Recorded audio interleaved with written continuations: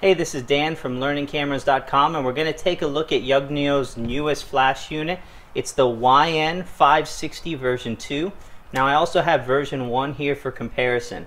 So overall, this is a great flash to use. It gives you a lot of the functionality that you would see in your higher end units at a much lower price. Now this is manual only, but I really use my flashes manual only anyway. I don't use TTL, so I don't mind having a flash like this, especially for the price. So not only do these make great starter units, but even if you ever upgrade to a 600 or 580 flash from Canon or the equivalent from Nikon, you can always use these as background flashes or anything like that, spare lights.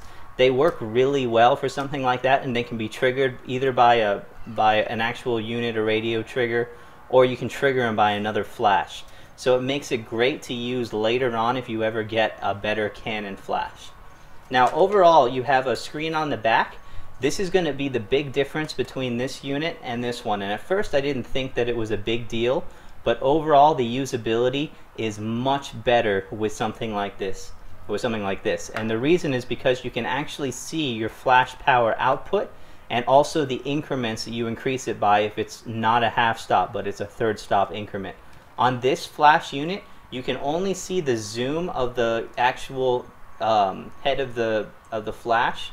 Now both of these have zooming heads, but this one, that's all it shows. And then your power, you have to know that the first dot means 1 over 128 and the second dot means 1 over 64, and you have to remember that.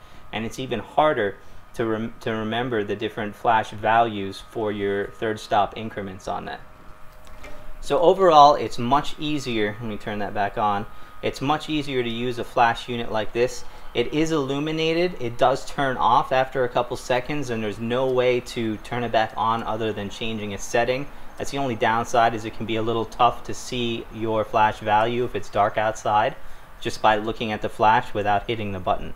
But other than that, it's great. Now you do get to turn 180 degrees that way, 90 degrees in that direction. We do go full out forward on that one, and also it looks like it's just past 180 degrees on the top, and very easy to move. This flash is very nice. You also do have a white card in here if you want to use it as a reflector. Also you have this for if you have to zoom wider than, I think 24 millimeters is going to be the starting point. 24 millimeters to 105 is the zoom unit for this. So we'll go ahead and test these two units out and see how they perform.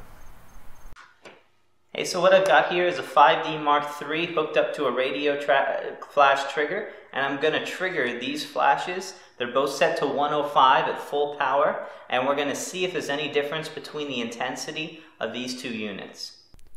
So as we take a look at the image, we can see that the actual light output appears to be just about the same on both flashes. So there doesn't really appear to be any difference as far as performance.